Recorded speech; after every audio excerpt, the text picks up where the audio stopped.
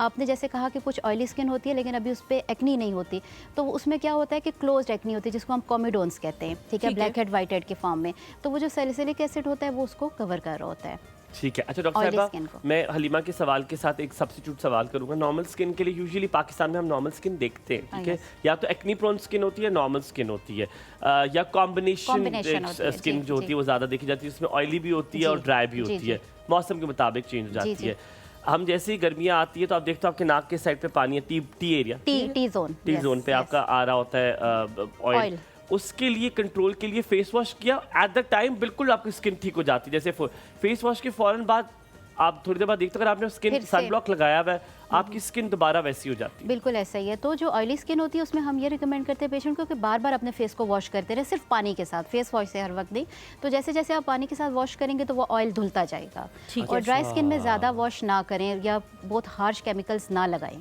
नहीं, लेकिन डॉक्टर साहब जैसा हुमायूं ने पूछा कि टी जोन जो है वो ऑयली है, बाकी नहीं है, तो अब जब धोएं सन वॉश से, फेस वॉश से धोएं, तो मुझे बताएं कि इसके लिए, इस एरिया के लिए कोई और फेस वॉश यूज करें बाकी के लिए? क्योंकि वरना अगर यही वाला बाकी पे यूज करेंगे तो आपको ऐसे लगता है जैसे आपकी जो चीक्स है वो खिंची हो गई है, इतना ज्यादा वो ड्राइनेस। देखिए इसमें हम फिर थोड़ा सा इस तरफ जाते हैं कि थोड़ा माइल्ड की तरफ चले जाते हैं। जब टी जोन भी तभी ऑयली होता है जब समर्स आता है, नॉर्मली टी जोन ठीक रहता है। तो फिर उस टाइम पे यही मैंने स्टार्ट में कहा कि एक डॉक्टर से मिलकर आपने ये फैसला करना होगा कि क्या अब आपने क्या यूज़ करना है, समर्स आगे तो क्या यूज़ करना है, विंटर्स आगे तो क्या यूज़ करना है। तो वो एक माइल्ड की तरफ जाएंगे, कोई ऐसा क्लिनजर या मॉइस्चराइजर जो माइल्ड होगा, बहुत हार्श नहीं होगा। ठीक है डॉक्टर साहब, अब हाइड्रा फेशियल जो है वो मुझे लगता है जब उसका नाम भी सुनते हैं तो मुझे लगता है समर्स के लिए it is the right procedure जिसपे आप कराते हैं, आपकी स्किन को हाइड्रेट करता है। क्या ये बात दुरुस्त है कि आप हाइड्रा फेशियल समर में करवाएं, और कितनी अरसे बाद आपको करा लेना चाहिए? क्या मंथली आपको एक हाइड्रा कराना जरूरी होता है, ये करवा लें तो स्किन बेहतर रहेगी? जी बिल्कुल, एज अ डॉक्टर हम ये रिकमेंड करते हैं। पेशेंट भी अक्सर यही पूछते हैं कि कितना फ्रीक्वेंट करवाएं, तो once in a month enough होता है। अगर जो रेगुलर अपना करवा रहे हैं तो महीने में एक बार करवा लें, ताकि जो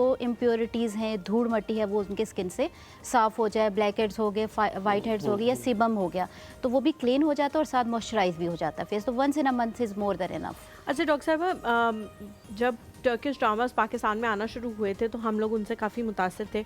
अब हम मुतासिर हो गए कोरियन से। Yes, Korean. ठीक है, अब हम सब कहते हैं कोरियन ग्लास स्किन हमें चाहिए, हमने उनके प्रोडक्ट्स यूज़ करना शुरू कर दिए। क्या उनके प्रोडक्ट्स यूज़ करना सही है?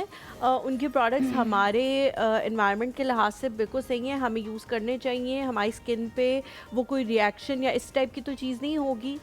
देखिए सबसे पहले तो ये होता है कि देखा देखी जो हम चीज़ों की तरफ चले जाते हैं, या मीडिया की जो हाइप होती है, या किसी तरफ भी जाते हैं। अभी तक, हाँ जी बिल्कुल, अभी तक तो मैंने कोई कोरियन प्रोडक्ट यूज़ नहीं किया, क्योंकि मुझे नहीं लगता कि वहाँ से प्रोडक्ट पहुँचते पहुँचते और टेम्परेचर चेंज होते होते हम तक क्या ही आता होगा। ठीक है, अगर ओरिजिनल प्रोडक्ट हैं और वो ठीक है तो वाई नॉट, बट मेरा कोई अभी तक ऐसा तजर्बा नहीं रहा कि कोरियन प्रोडक्ट होगा तो वही हम पे।